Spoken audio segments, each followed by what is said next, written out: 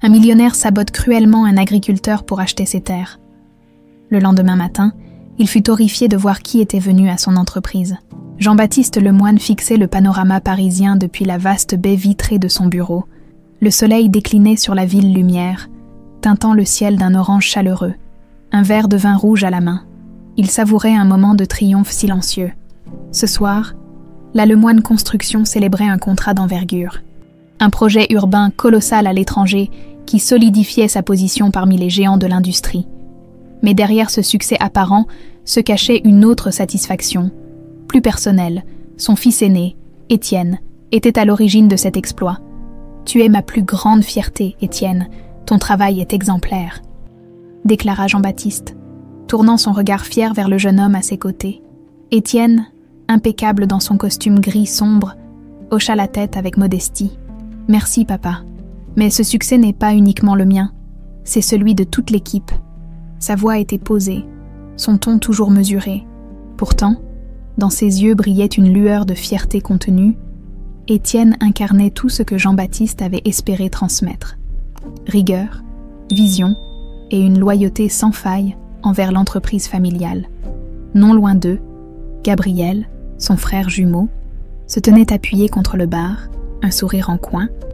Contrairement à Étienne, Gabriel portait une chemise légèrement déboutonnée, affichant une décontraction presque insolente. Il sirotait un cocktail, indifférent à l'effervescence qui régnait dans la pièce. « Eh bien, Étienne, encore un trophée à accrocher sur ton mur », lança-t-il d'un ton moqueur. Étienne se tourna vers lui, habitué au pic de son frère. « Ce n'est pas une question de trophée, Gabriel.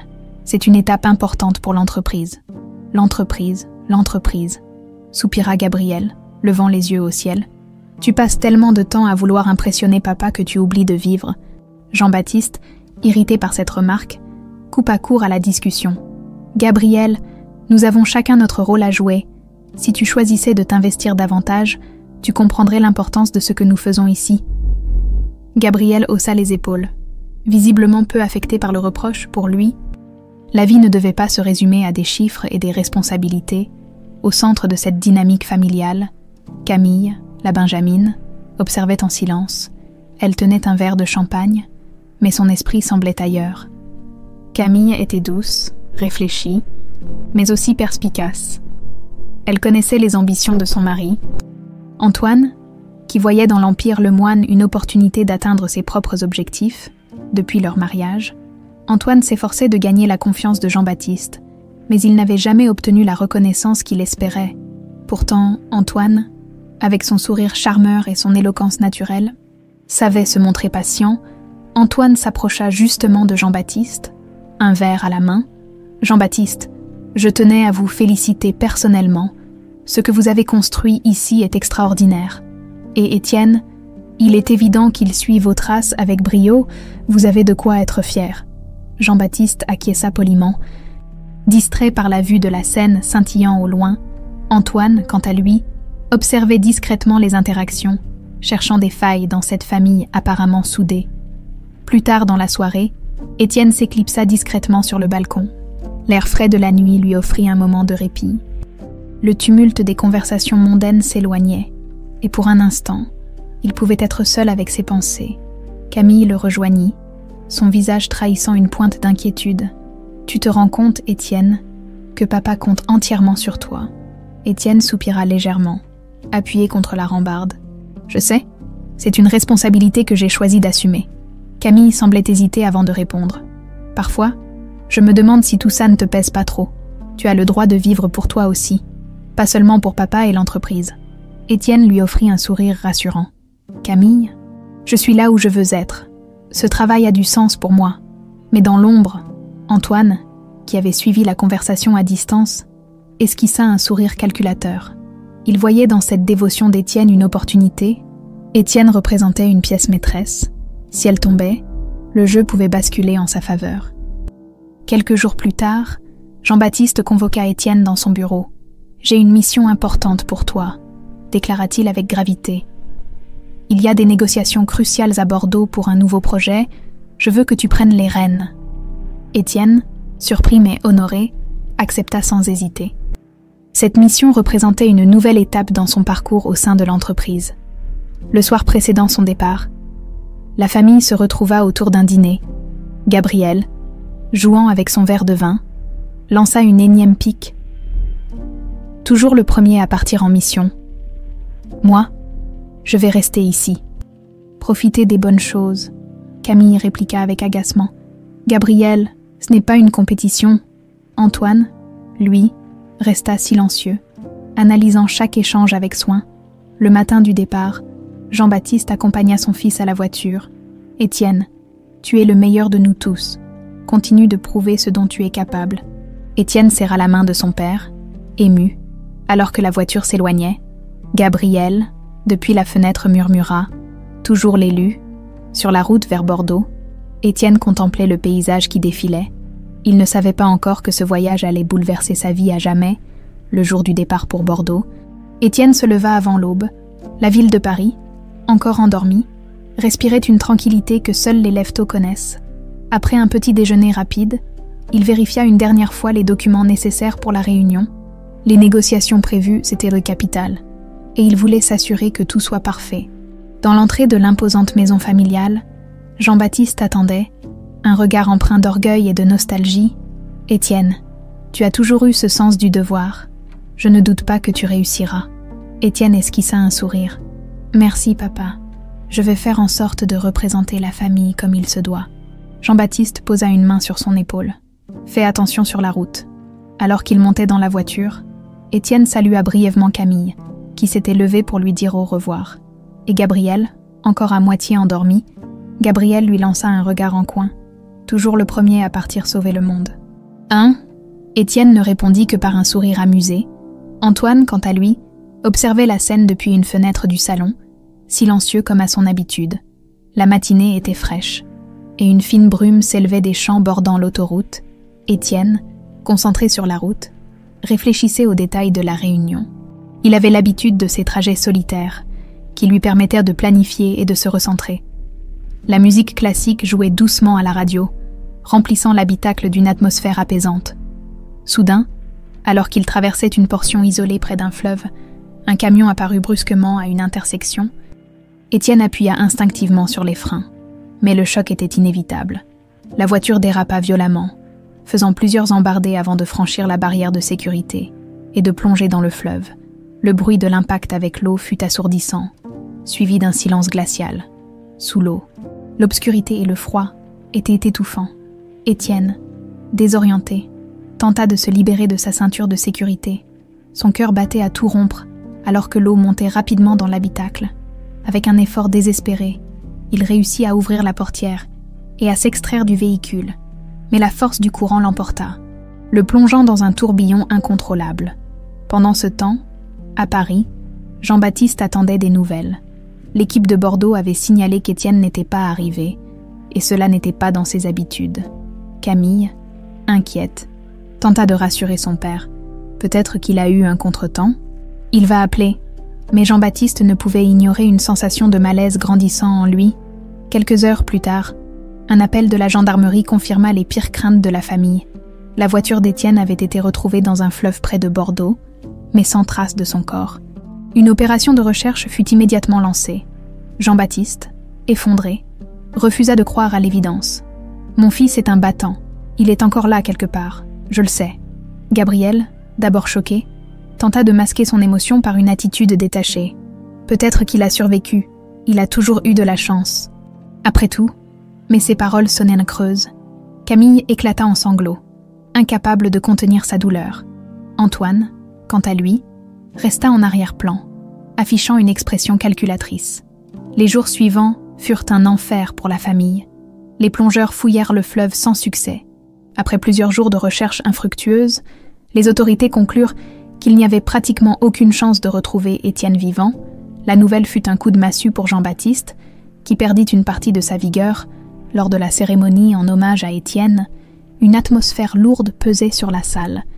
Les employés de la Lemoine Construction étaient venus en grand nombre pour rendre hommage à leur collègue, Jean-Baptiste, debout face à l'Assemblée, peinait à trouver les mots. Mon fils, Étienne, il était plus qu'un collaborateur, il était la promesse d'un avenir brillant. non seulement pour notre entreprise, mais pour notre famille. » Sa voix se brisa, et il dut s'appuyer sur Camille pour rester debout. Gabriel, assis au fond de la salle, fixait un point invisible devant lui. Un mélange de culpabilité et de soulagement traversait son esprit. Avec Étienne parti, il n'avait plus à vivre dans son ombre. Mais ce soulagement lui laissait un goût amer. Antoine, quant à lui, vit dans cette tragédie une opportunité. Avec Jean-Baptiste affaibli, il se positionna subtilement comme un pilier de soutien pour la famille. À chaque occasion, il offrit son aide, jouant le rôle du gendre parfait. Jean-Baptiste. « Si vous avez besoin de déléguer certaines responsabilités, je suis là, » proposa-t-il un soir. Jean-Baptiste, trop accablé pour réfléchir, acquiesça. Dans les semaines qui suivirent, la vie à la maison Lemoine changea radicalement. Jean-Baptiste s'isola, laissant peu à peu Antoine prendre des décisions importantes pour l'entreprise. Camille, submergée par le chagrin, se raccrocha à son mari, cherchant en lui un soutien qu'il feignait de donner sincèrement. Gabriel, fidèle à lui-même, retourna à sa vie de plaisir, évitant les responsabilités et les discussions sérieuses. Et pourtant, loin de Paris, quelque part sur une petite route bordelaise, un homme inconscient fut retrouvé sur les rives du fleuve par un agriculteur local, les vêtements trempés et le visage marqué par l'épreuve. Il ne portait aucun document d'identité.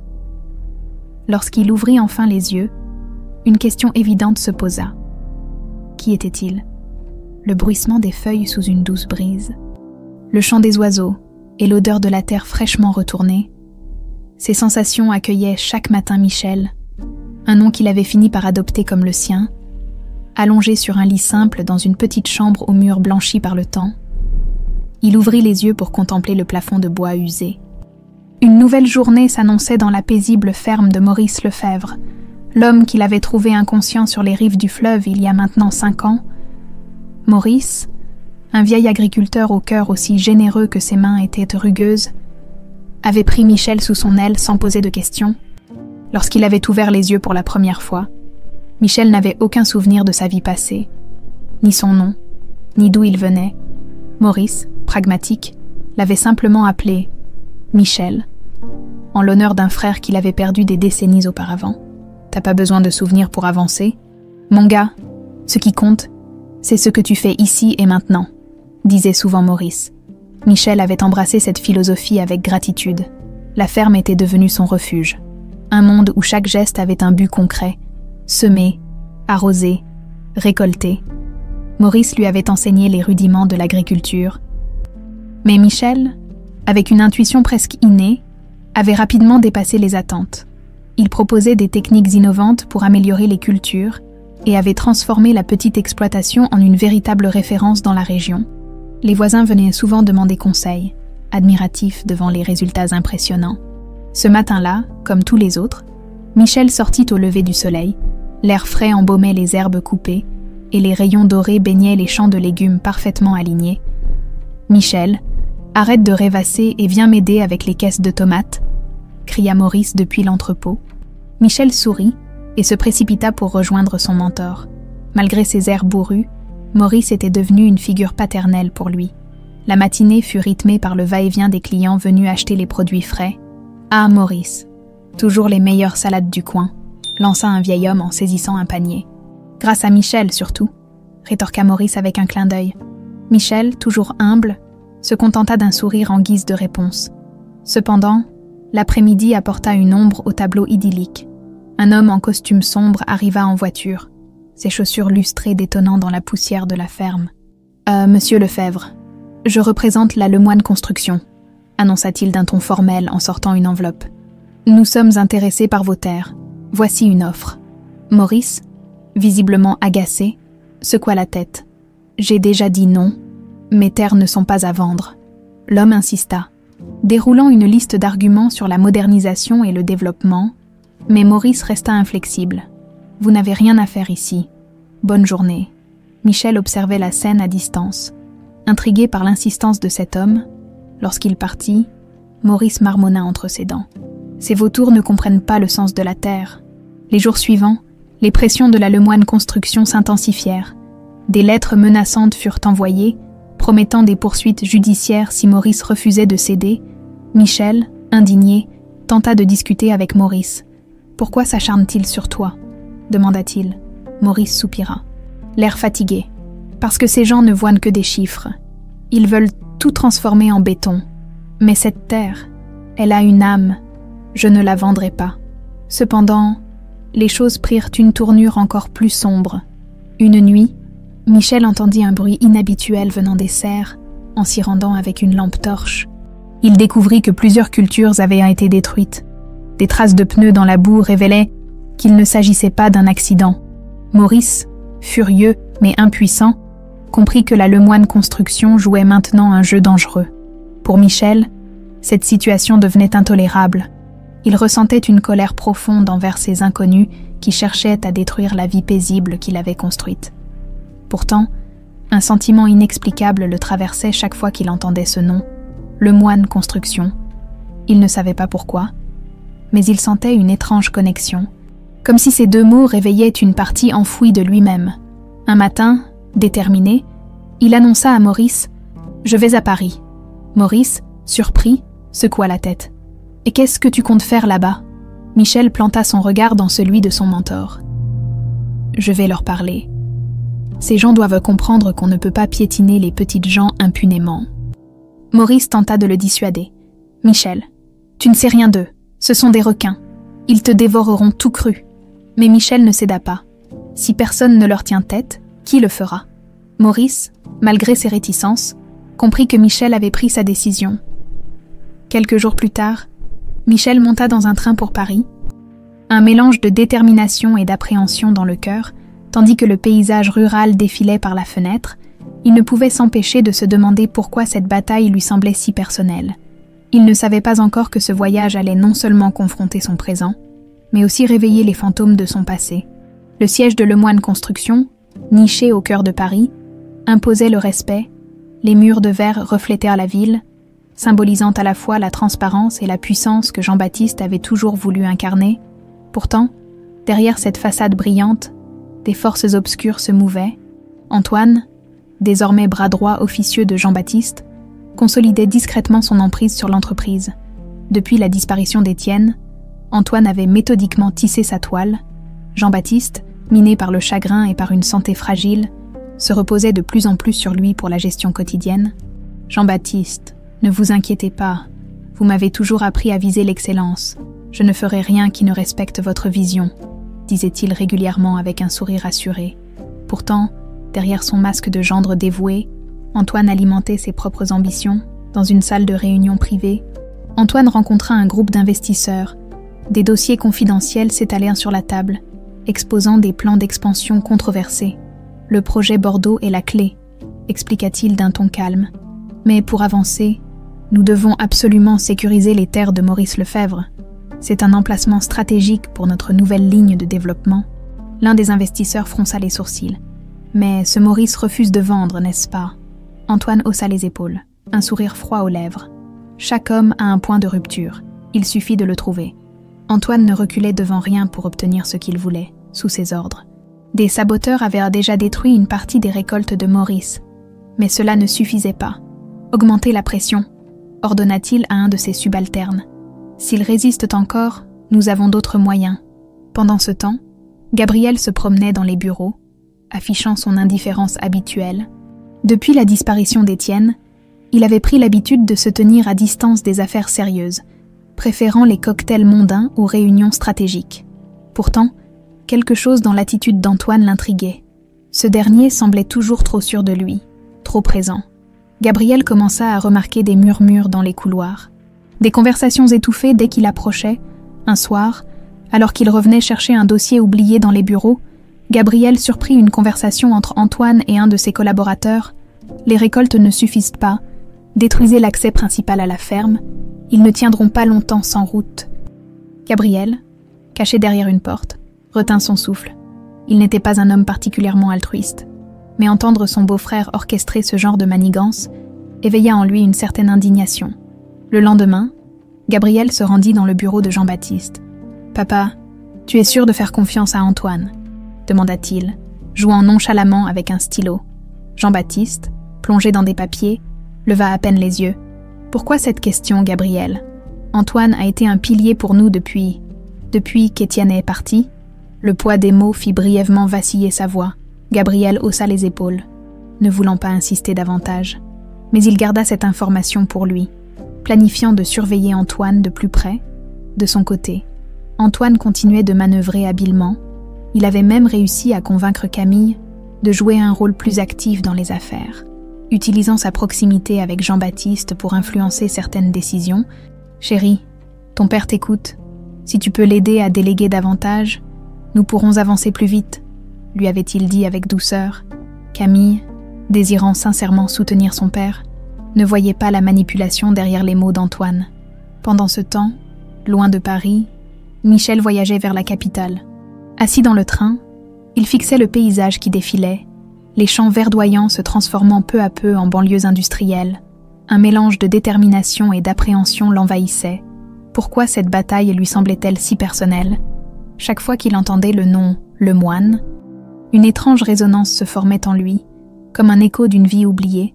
Lorsque le train s'arrêta en gare de Paris, Michel inspira profondément. Le tumulte de la capitale, avec ses klaxons incessants et ses foules pressées, contrastait violemment avec la tranquillité de Saint-Amand. Mais il ne se laissa pas intimider. Il avait une mission, défendre Maurice et sa ferme contre ces inconnus sans scrupules. Il n'imaginait pas que ce combat le mènerait bien plus loin qu'il ne le pensait. Michel se dirigea vers le siège de Lemoine Construction, suivant l'adresse trouvée sur les lettres envoyées à Maurice.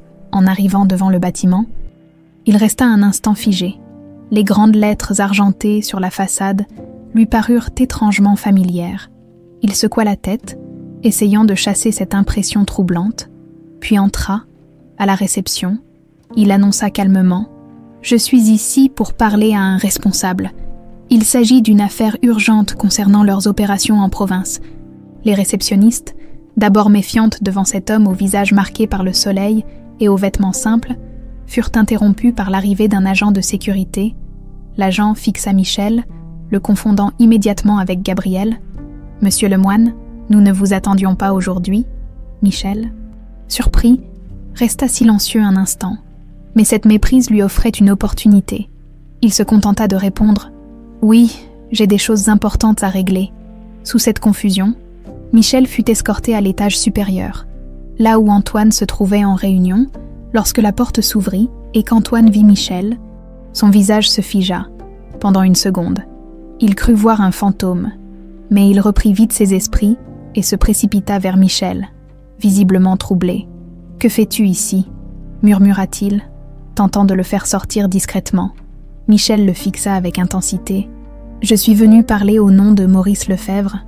Vos actions doivent cesser. » Antoine, le cœur battant à tout rompre, comprit que ce n'était pas Gabriel, mais Étienne, debout devant lui.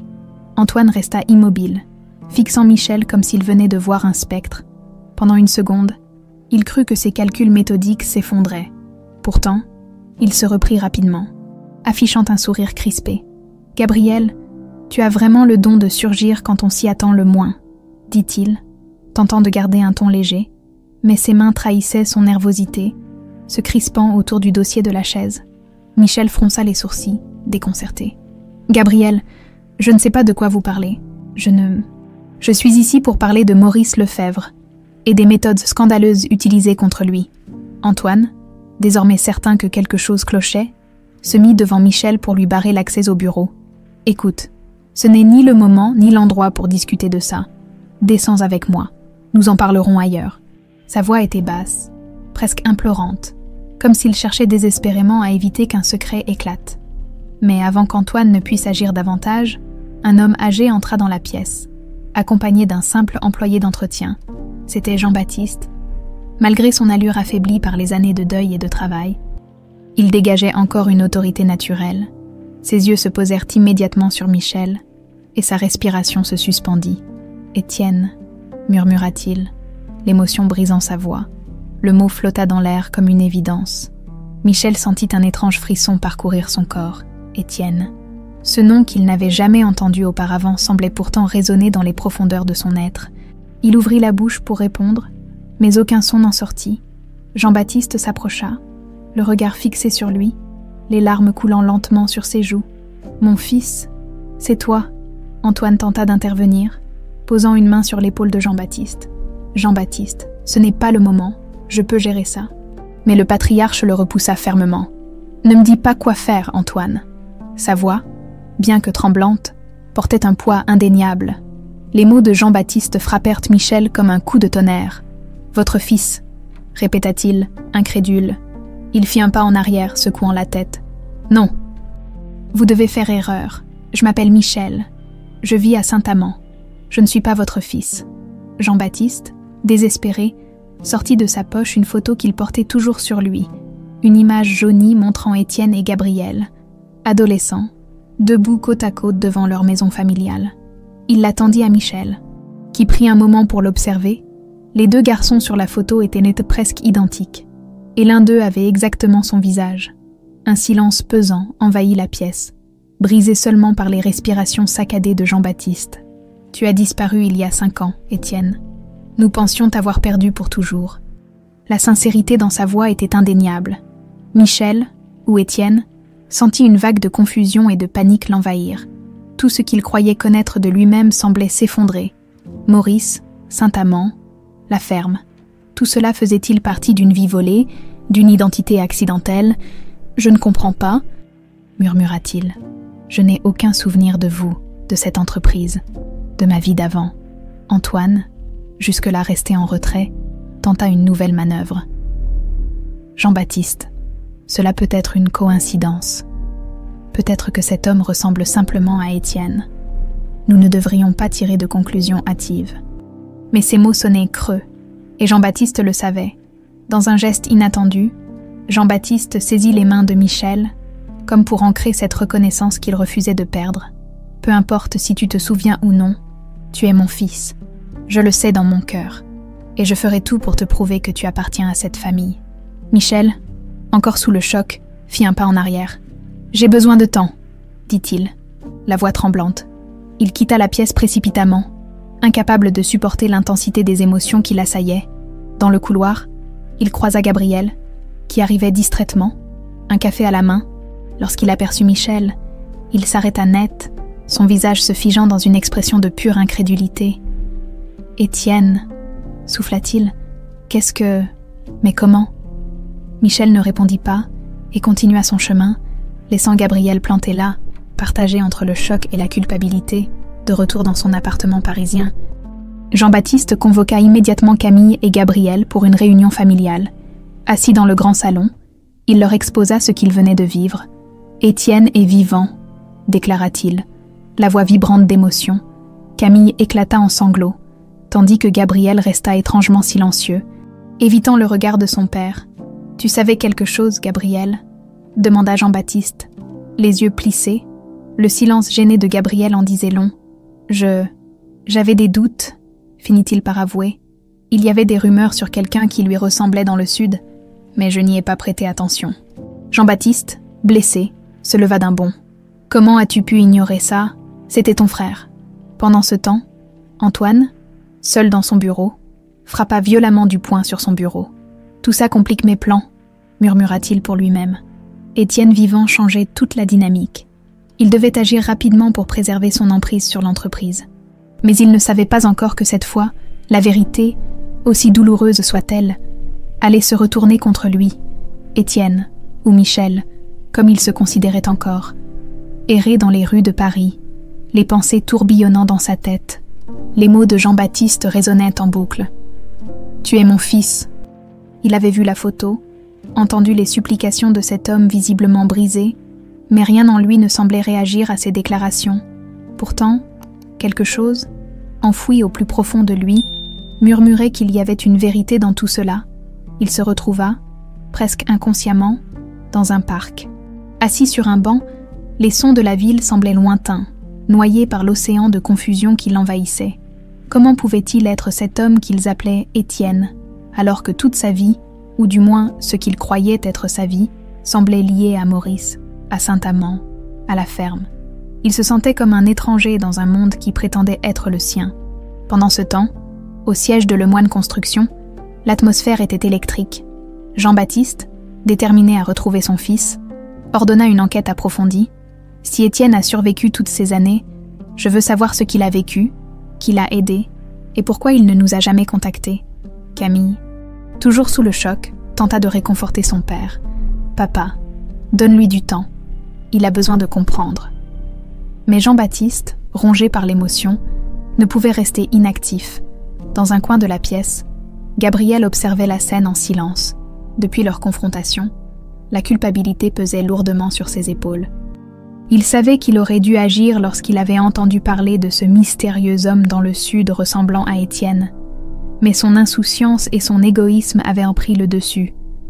Maintenant, face à la douleur évidente de son père, il se sentait lâche et inutile. Antoine, lui, bouillait intérieurement. Le retour d'Étienne était une menace directe à son contrôle grandissant sur l'entreprise. Chaque décision qu'il avait prise ces dernières années, chaque manœuvre calculée pour s'assurer une place dominante dans l'héritage familial, risquait de s'effondrer. Mais Antoine n'était pas du genre à abandonner sans se battre. Il convoqua en secret l'un de ses contacts influents. « Je veux que vous surveilliez cet homme, s'il est vraiment Étienne. Nous devons trouver un moyen de le discréditer avant qu'il ne reprenne sa place. » Quelques jours plus tard, Étienne, toujours hésitant, accepta l'invitation de Jean-Baptiste à dîner dans la maison familiale. Camille l'accueillit avec des larmes aux yeux. « Étienne, c'est tellement bon de te revoir, » dit-elle, sa voix brisée par l'émotion. Mais pour Michel, cette maison, avec ses murs chargés d'histoire, ses portraits de famille et son ambiance luxueuse, ne suscitait qu'un étrange malaise. Chaque recoin semblait vouloir lui rappeler une vie qu'il ne pouvait se souvenir d'avoir vécue. Au cours du repas, Jean-Baptiste tenta de partager des anecdotes du passé. « Tu te souviens de cet été où toi et Gabriel aviez construit une cabane dans les bois derrière la maison ?» Étienne secoua doucement la tête. « Non, je suis désolée. » Camille baissa les yeux, tandis que Jean-Baptiste, bien que visiblement blessé, s'efforçait de garder espoir. Gabriel, quant à lui, resta silencieux pendant une grande partie du repas, jouant nerveusement avec son couteau. Finalement, il se racla la gorge. « Écoute, Étienne, je dois te dire quelque chose. » Tous les regards se tournèrent vers lui. « Je savais que tu étais peut-être vivant. J'ai entendu des rumeurs il y a quelques années, mais je ne les ai pas prises au sérieux. » Un silence glacial s'abattit sur la table. Jean-Baptiste fixa Gabriel avec une intensité qui fit presque trembler son fils cadet. « Et tu n'as rien dit ?» demanda-t-il, la voix lourde de reproche. Gabriel se tortilla sur sa chaise. « Je ne savais pas quoi faire. Je pensais que c'était une coïncidence, que ce n'était pas possible. » Étienne, étrangement calme, observa son frère. « Tu savais que je pouvais être vivant, mais tu as choisi de ne rien faire. Pourquoi ?» Gabriel hésita, cherchant ses mots. « Parce que je savais que tout reviendrait à toi. Papa, l'entreprise, tout. Je ne voulais pas redevenir l'ombre de mon frère parfait. » Cette confession frappa Jean-Baptiste comme un coup de poing. « Tu es mon fils aussi, Gabriel. Comment as-tu pu penser que je ne t'aimais pas autant qu'Étienne ?»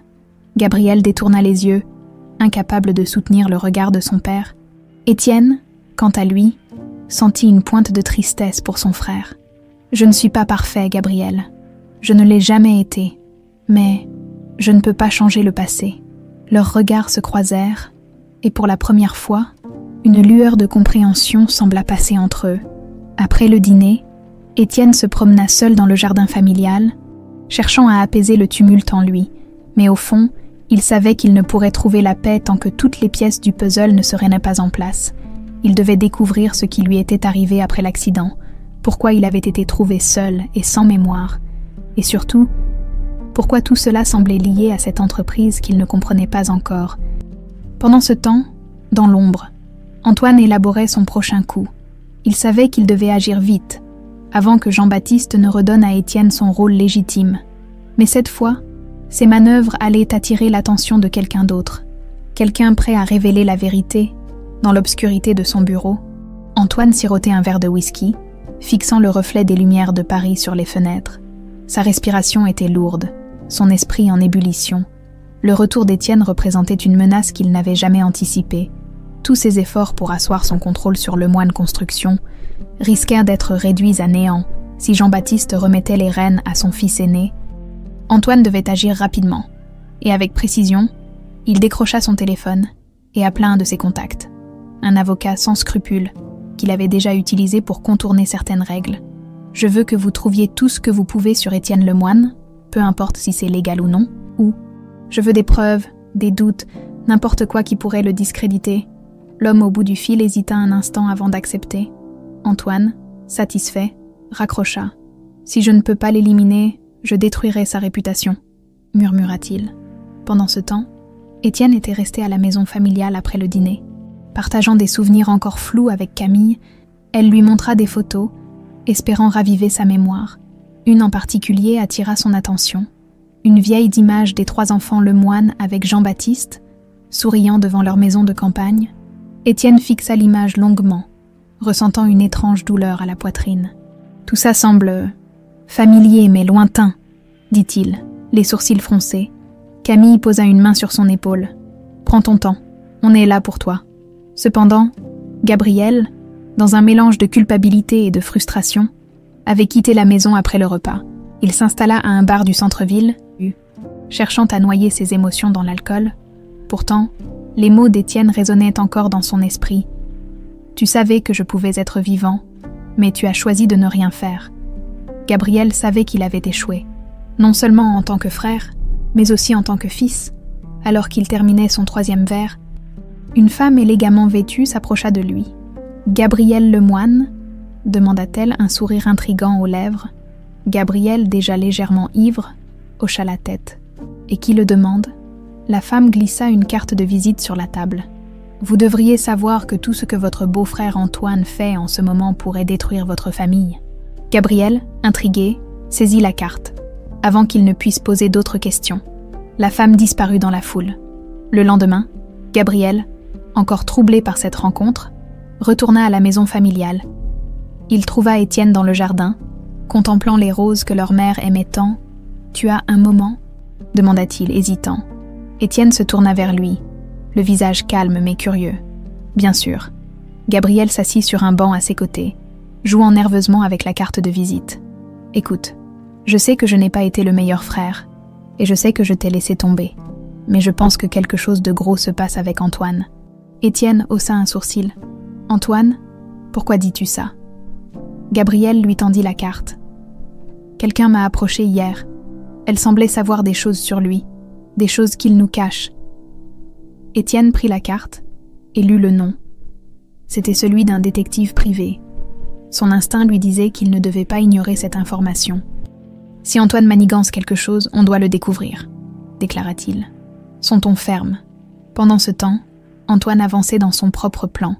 Avec l'aide de son avocat véreux, il fit circuler des rumeurs selon lesquelles Étienne aurait volontairement abandonné sa famille après l'accident. « Nous devons semer le doute sur sa loyauté, » expliqua-t-il à son complice. « S'il apparaît comme instable ou déloyal, Jean-Baptiste ne prendra pas le risque de lui redonner les clés de l'entreprise. » Antoine tenta également de manipuler Camille, jouant sur sa loyauté envers lui. « Chérie, je sais que tu veux aider ton père, mais Étienne, il a changé. Il n'est plus l'homme que vous connaissiez. Tu devrais être prudente. » Camille, bien que troublée par les paroles de son mari, refusait de douter de son frère. « Antoine, Étienne a besoin de soutien, pas de suspicion. » De leur côté, Étienne et Gabriel décidèrent de rencontrer le détective. Ce dernier révéla des informations troublantes. Antoine avait détourné des fonds de l'entreprise et manipulé des contrats pour son propre bénéfice. Mais le plus choquant fut la preuve qu'Antoine avait directement orchestré les sabotages contre la ferme de Maurice. Étienne serra les poings, son regard s'assombrissant. Il a tenté de détruire la vie d'un homme honnête pour son profit personnel, murmura-t-il. Gabriel, prenant une profonde inspiration, posa une main sur l'épaule de son frère. On doit faire quelque chose, pas seulement pour toi ou pour l'entreprise, mais pour nous tous. Étienne hocha la tête, sentant une nouvelle détermination grandir en lui. Nous allons le confronter, mais cette fois, il ne s'en sortira pas. Le soir même, Étienne retourna à la maison familiale avec Gabriel. Ils expliquèrent tout à Jean-Baptiste, qui écouta avec une attention glaciale. Lorsqu'ils eurent fini, Jean-Baptiste se leva lentement. « Antoine a trahi notre famille. Il n'aura pas une seconde chance. » Antoine, ignorant que ses plans venaient d'être découverts, continuait de manigancer dans son bureau. Mais il ne savait pas que la confrontation qu'il redoutait tant était sur le point de le frapper de plein fouet, dans le grand salon de la maison familiale. Une tension palpable emplissait l'air. Jean-Baptiste, Étienne, Gabriel et Camille étaient réunis autour de la table en bois massif qui avait vu tant de réunions de famille. Cette fois, cependant, il n'y avait ni rire ni chaleur. Le silence pesait lourdement jusqu'à ce que Jean-Baptiste prenne la parole. Ce qu'Antoine a fait est une trahison envers cette famille. Mais nous devons être stratégiques. S'il a détourné des fonds, manipulé des contrats et saboté la ferme de Maurice, il y a plus en jeu que notre réputation. Nous devons protéger l'entreprise. Étienne hocha la tête, son regard dur. Nous avons des preuves grâce au détective, mais je veux l'affronter directement. Il doit répondre de ses actes. Gabriel, assis en face de lui, esquissa un sourire presque nerveux. Cette fois, je suis avec toi, grand frère. Cette réconciliation tacite entre les deux frères apporta un léger réconfort à Camille, qui posa une main sur celle de Jean-Baptiste. Que devons-nous faire ? Jean-Baptiste inspira profondément, puis annonça « Nous allons convoquer Antoine à une réunion demain matin au siège, devant la direction. Il ne pourra pas nier ses actions. » Son ton était résolu, mais ses yeux trahissaient une tristesse profonde. Antoine avait été un membre de la famille, et cette trahison le blessait plus qu'il ne voulait l'admettre. Le lendemain matin, dans la grande salle de réunion du siège de Lemoine Construction, Antoine entra. Confiant, comme à son habitude, il portait un costume impeccable et affichait un sourire satisfait, ignorant complètement ce qui l'attendait. Assis autour de la table, Jean-Baptiste, Étienne, Gabriel et Camille attendaient en silence. Leurs visages fermés, « Bonjour à tous », lança Antoine en s'asseyant à la tête de la table, comme s'il en était le maître. « J'imagine que cette réunion concerne un nouveau projet ?» Son sourire se figea lorsque Jean-Baptiste posa devant lui un dossier épais. « Non, Antoine. Cette réunion concerne toi. » Antoine tenta de masquer sa surprise, mais le ton grave de Jean-Baptiste le déstabilisa. « Que voulez-vous dire ?» demanda-t-il, en s'adossant à sa chaise. Jean-Baptiste ouvrit le dossier et commença à lire calmement. Détournement de fonds, sabotage, manipulation de contrats, tout cela est lié directement à toi. Et nous avons les preuves. Étienne se pencha en avant, les yeux fixés sur Antoine. Tu as détruit les récoltes de Maurice Lefebvre pour lui voler ses terres. Tu as exploité l'absence de mon père pour détourner des fonds. Et tu as utilisé l'entreprise pour ton propre profit. Sa voix était calme mais tranchante. Comme une lame, Antoine éclata de rire, bien qu'il soit visiblement nerveux. Vous écoutez ce que vous dites. Tout cela n'a aucun sens. Vous n'avez rien qui puisse prouver quoi que ce soit. Gabriel, qui n'avait pas encore parlé, posa un disque dur sur la table. En fait, on a tout. Tes courriels, tes contrats falsifiés et même des enregistrements. Tu es fini, Antoine. La façade confiante d'Antoine se fissura. Il regarda Camille, cherchant un soutien. Camille, tu ne crois tout de même pas à ces accusations ridicules. Camille, les larmes aux yeux, détourna le regard. Comment as-tu pu faire ça à notre famille ? Jean-Baptiste, désormais debout, frappa la table du poing. Tu es un menteur et un traître, Antoine. Je t'ai laissé entrer dans ma famille, et voilà comment tu me remercies. Sa voix tremblait de colère, mais aussi de douleur. Antoine, voyant qu'il était acculé, se leva brusquement. Vous n'avez pas le droit de me traiter comme ça. Tout ce que j'ai fait, c'était pour renforcer cette entreprise, pour la moderniser. Étienne se leva à son tour, son visage impassible, en détruisant tout ce que nous représentons. Non, Antoine, tu as fait ça pour toi, pas pour la famille. Gabriel se joignit à lui, affichant un air déterminé. Et maintenant, tu vas payer pour ça. Antoine, réalisant qu'il avait perdu, tenta une dernière manœuvre. Vous pensez que vous pouvez me détruire si facilement ? Je connais vos faiblesses, vos secrets. Gabriel, tu es un lâche, un incapable. Et toi, Étienne, tu n'es même pas l'homme que tu étais. Tu crois que tu peux revenir ici et tout récupérer comme si de rien n'était ? Étienne, restant calme face à ces attaques, répondit d'une voix posée. Ce n'est pas à toi de décider. La vérité finit toujours par triompher. Jean-Baptiste, épuisé mais déterminé, appela la sécurité. Sortez-le d'ici. Il ne mettra plus jamais les pieds dans cette entreprise. Antoine tenta de résister, lançant des menaces alors qu'il était escorté hors de la salle, mais il savait que tout était fini. Plus tard, dans le bureau de Jean-Baptiste, la famille se réunit, l'ambiance était sombre, mais un poids avait été levé. Nous avons perdu beaucoup à cause de lui, dit Jean-Baptiste. Mais nous pouvons reconstruire, ensemble.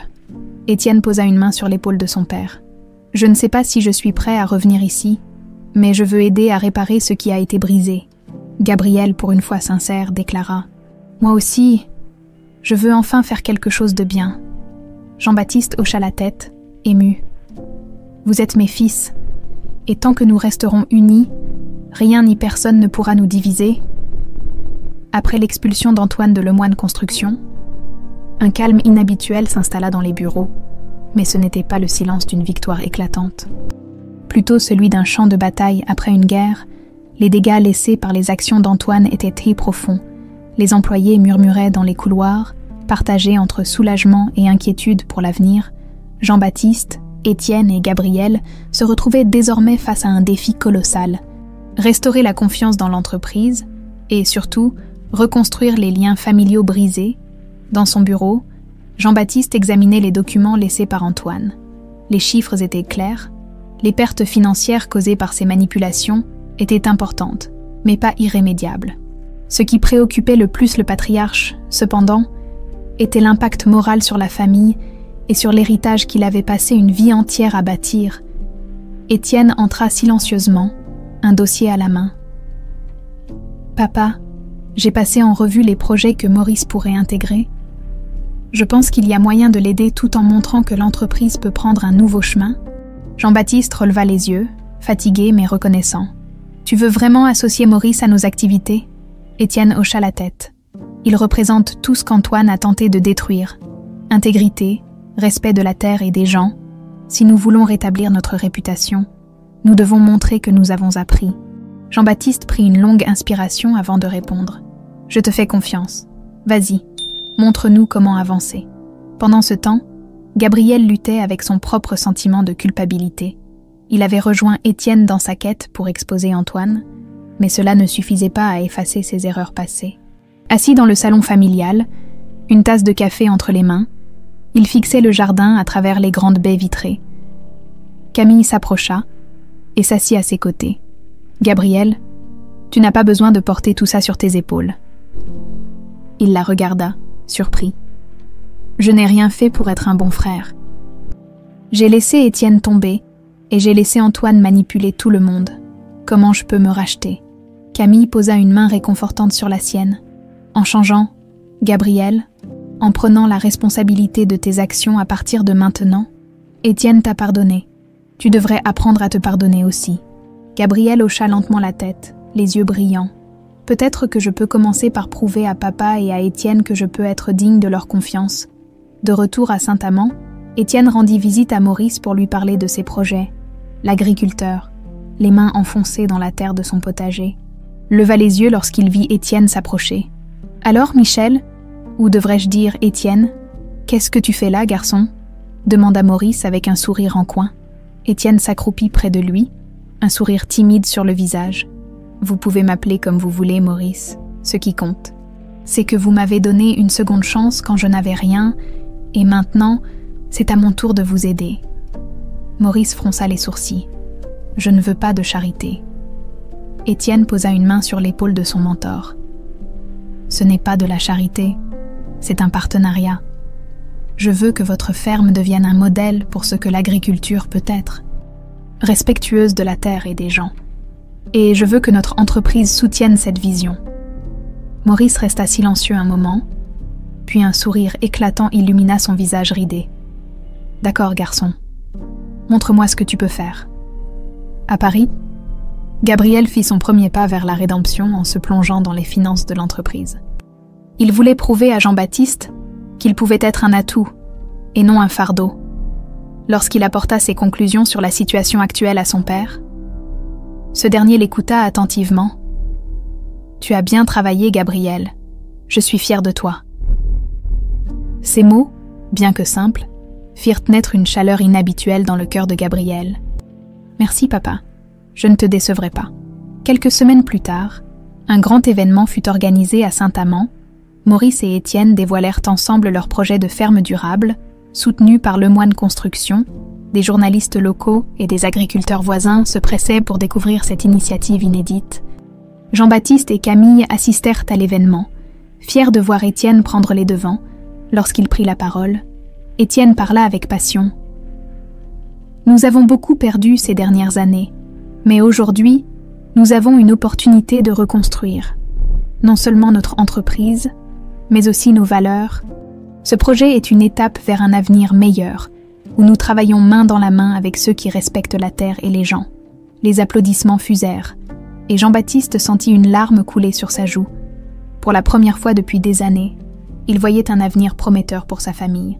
Plus tard dans la soirée, alors que la famille se réunissait autour d'un dîner simple mais chaleureux chez Maurice, Jean-Baptiste leva son verre. « À ma famille, nous avons traversé beaucoup d'épreuves, mais aujourd'hui, nous sommes plus forts. Étienne, Gabriel, Camille, je suis fier de vous. » Les regards échangés autour de la table étaient empreints d'une sincérité nouvelle. Étienne, en regardant ses proches, sentit une paix intérieure qu'il n'avait pas connue depuis longtemps. Il n'avait peut-être pas récupéré tous ses souvenirs, mais il avait retrouvé quelque chose d'encore plus important, un sens à sa vie et une famille unie, la ferme de Maurice, baignée par la lumière dorée du matin. Bourdonnée d'activités, depuis le lancement du projet de ferme durable, le lieu était devenu un véritable centre d'intérêt pour la communauté locale et les médias. Étienne, vêtu d'une chemise simple et d'un pantalon de travail, supervisait les différentes équipes, tout en discutant avec Maurice des prochaines étapes. « Ça me fait drôle de te voir donner des ordres comme ça », lança Maurice avec un sourire malicieux. « On dirait un vrai patron, mais avec de la boue sur les bottes. » Étienne éclata de rire. « Eh bien, je suppose que je suis un mélange des deux maintenant. » Pour Étienne, cette transition était naturelle. Après avoir passé des années à redécouvrir la simplicité et l'humilité à Saint-Amand, il trouvait une certaine satisfaction à fusionner ce qu'il avait appris ici avec les valeurs de sa famille.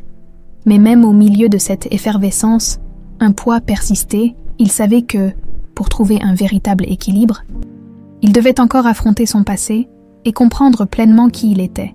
À Paris, Gabriel poursuivait ses efforts pour prouver qu'il pouvait être un membre utile et fiable de l'entreprise. Il passait de longues heures à examiner des contrats, à restructurer les finances et à rétablir des relations avec les investisseurs méfiants. Mais le changement le plus notable était dans son attitude. Là où il se montrait auparavant désinvolte et égoïste, il faisait maintenant preuve d'une humilité surprenante. Un jour, alors qu'il était plongé dans un rapport, Jean-Baptiste entra dans son bureau. Gabriel releva la tête, visiblement fatigué mais satisfait. « Papa, je crois que nous avons réussi à stabiliser les finances. Il reste encore du travail, mais c'est un bon début. » Jean-Baptiste, silencieux, s'assit en face de son fils. « Gabriel, tu m'as surpris ces dernières semaines. Je ne t'ai jamais vu travailler avec autant de sérieux. » Gabriel baissa les yeux. Cherchant ses mots, « Je suppose que j'ai enfin compris ce que signifie être responsable.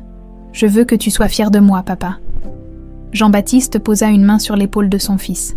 « Je le suis déjà, Gabriel, et je suis sûr qu'Étienne est également fier de toi. » Ces mots apportèrent une lueur de satisfaction dans les yeux de Gabriel, qui esquissa un sourire sincère. De retour à Saint-Amand, Camille arriva à la ferme pour rendre visite à Étienne. Elle descendit de sa voiture et observa les champs, admirant le travail accompli. « Je vois que tu as transformé cet endroit en quelque chose de spécial, » dit-elle en approchant son frère. Étienne sourit et l'embrassa chaleureusement. « Ce n'est pas que mon travail, Maurice et toute l'équipe y ont contribué. » Ils s'assirent sous un grand chêne, regardant les ouvriers travailler.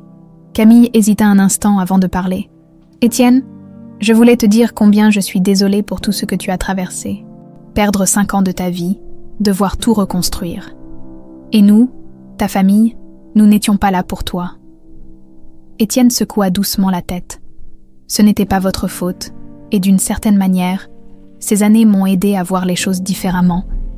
Mais je suis heureux d'être de retour avec vous. » Camille sourit, émue. « Papa parle souvent de toi, tu sais. Il est tellement fier de ce que tu as accompli ici. » Quelques jours plus tard, Étienne retourna à Paris pour participer à une réunion importante avec Jean-Baptiste et Gabriel. Ce fut la première fois qu'il remit les pieds au siège de Lemoine Construction depuis son retour. Les employés, bien qu'intrigués par son retour, l'accueillirent avec respect et curiosité. Dans la salle de réunion, Étienne prit place aux côtés de son père et de son frère. Jean-Baptiste ouvrit la réunion en déclarant « Nous sommes ici pour discuter de l'avenir. L'entreprise a survécu à des épreuves difficiles, mais nous avons une opportunité unique de repartir sur des bases solides, Étienne. Je veux que tu prennes les rênes de ce projet. Étienne, surpris, fixa son père. Moi, papa, je pensais que tu voulais que je me concentre sur la ferme et sur le partenariat avec Maurice. Jean-Baptiste hocha la tête. C'est vrai, mais ce projet est une extension de tout ce que tu as appris là-bas. Le moine construction a besoin de quelqu'un avec ta vision et ton intégrité. Gabriel et moi serons là pour te soutenir. Gabriel acquiesça, un sourire sincère sur le visage. On peut faire ça ensemble, Étienne. Après un moment de réflexion, Étienne hocha la tête. Très bien, mais seulement si nous faisons les choses différemment, pas seulement pour réparer les erreurs du passé, mais pour construire quelque chose de meilleur. Jean-Baptiste sourit, visiblement ému. C'est tout ce que j'ai toujours voulu entendre. La soirée suivante. La famille se retrouva autour d'un dîner dans l'appartement parisien de Jean-Baptiste. Pour la première fois depuis des années, il y avait une légèreté dans l'air, un sentiment d'unité retrouvé. Étienne leva son verre. À la famille, nous avons beaucoup traversé, mais nous sommes encore debout, et ensemble. Je crois que nous pouvons accomplir de grandes choses. Camille, Gabriel et Jean-Baptiste levèrent leurs verres en écho, et un sentiment de paix s'installa dans la pièce. Cependant, au loin, des ombres du passé continuèrent de planer. Antoine, bien que désormais éloigné de l'entreprise, n'avait pas disparu complètement. Isolé mais déterminé, il mijotait une revanche silencieuse. Mais cette fois, la famille Lemoine était prête à tout pour protéger ce qu'elle avait reconstruit. Le soleil se levait sur Saint-Amand, enveloppant les champs d'une lumière douce et dorée. La ferme de Maurice était animée. Mais cette fois, ce n'étaient pas seulement les ouvriers qui s'activaient. Une grande cérémonie était organisée pour célébrer le lancement officiel du partenariat entre Lemoine Construction et la ferme durable. Étienne se tenait près de Maurice, supervisant les derniers préparatifs. « Tu sais, garçon, je n'aurais jamais imaginé que ma petite ferme attirerait autant de monde. » plaisanta Maurice en ajustant son chapeau. Étienne sourit. « Vous avez toujours cru en la valeur de cette terre, Maurice. Aujourd'hui, tout le monde peut voir ce que j'ai vu dès le début. Des voitures commençaient à arriver, déposant des journalistes, des élus locaux et des agriculteurs voisins curieux de découvrir ce nouveau modèle. Gabriel et Camille étaient parmi les premiers invités, apportant une énergie joyeuse à l'événement. Gabriel, vêtu de manière étonnamment sobre, salua son frère avec une tape sur l'épaule. « Alors, grand chef, prêt à impressionner tout le monde ?» Étienne rit doucement. « Ce n'est pas une question d'impressionner. Gabriel, c'est une question de montrer que nous pouvons faire les choses différemment. » Jean-Baptiste arriva peu après, marchant lentement mais avec dignité. Malgré les épreuves des dernières années, il semblait rajeuni, revitalisé par la nouvelle direction prise par sa famille et son entreprise. Lorsqu'il rejoignit Étienne et Gabriel, il leur adressa un regard plein de fierté. « Vous avez fait du bon travail, tous les deux. Aujourd'hui, c'est un nouveau départ pour nous tous. » La cérémonie débuta avec un discours d'Étienne, debout sur une petite estrade improvisée devant un public attentif. « Cette ferme représente bien plus qu'un simple partenariat entre une entreprise et un agriculteur, » déclara-t-il, sa voix claire résonnant dans l'air frais du matin. Elle représente un engagement envers des valeurs que nous avons parfois oubliées, l'harmonie avec la nature, le respect des personnes qui travaillent la terre, et la volonté de bâtir un avenir durable. Les applaudissements fusèrent, mais ce qui toucha le plus Étienne fut le regard de son père, brillant de fierté. Jean-Baptiste avait enfin trouvé la continuité qu'il cherchait, non pas dans la richesse ou le pouvoir, mais dans les principes qu'il voyait renaître à travers son fils. Après le discours, les invités furent invités à visiter la ferme. Maurice, toujours prêt à raconter une bonne histoire, guida les groupes avec un enthousiasme débordant, tandis qu'Étienne expliquait les innovations mises en place. Gabriel, quant à lui, se lia d'amitié avec plusieurs agriculteurs. Intrigués par leurs récits de défis et de réussites, dans l'après-midi, la famille se retrouva autour d'une grande table installée au milieu des champs. Le repas, simple mais chaleureux, était une célébration de tout ce qu'ils avaient à surmonter. Camille, qui observait ses frères et son père discuter avec animation, sentit une vague de gratitude. « Je crois que maman aurait été fière de nous aujourd'hui, » dit-elle doucement.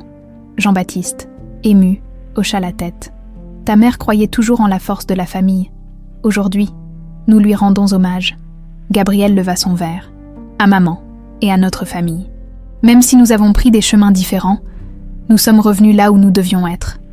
Étienne sourit et ajouta « Et à Maurice, sans qui je ne serais pas ici aujourd'hui ?» Tous éclatèrent de rire. Et Maurice, visiblement touché, marmonna en rougissant « Bah, tu en fais trop, garçon !» alors que le soleil déclinait. Étienne s'éloigna légèrement pour observer le paysage, les champs baignés de lumière dorée, les rires de sa famille en arrière-plan. Tout cela lui semblait à la fois nouveau et familier. Il ne se souvenait pas de tout son passé, mais il savait désormais qui il était et où était sa place. Gabriel le rejoignit. Une bouteille de vin à la main. « Alors, grand frère, qu'est-ce qui te tracasse ?» Étienne haussa les épaules. « Rien, juste. Je réfléchis à tout ce qu'il a fallu pour arriver ici. » Gabriel hocha la tête. « On a tous fait des erreurs, Étienne, mais aujourd'hui, on a une chance de faire mieux, et tu es celui qui nous a montré comment. » Étienne posa une main sur l'épaule de son frère. « Merci, Gabriel. Nous avons encore beaucoup à faire, mais je suis content qu'on le fasse ensemble. » Alors que la soirée avançait, les invités commencèrent à partir, laissant la ferme retrouver son calme. Jean-Baptiste, fatigué mais satisfait, s'assit sur un banc en bois près de la maison. Étienne le rejoignit, s'asseyant à ses côtés. « Papa, » commença-t-il, « merci de m'avoir laissé trouver ma place. » Jean-Baptiste tourna la tête vers lui, le regard doux. « C'est moi qui dois te remercier, Étienne.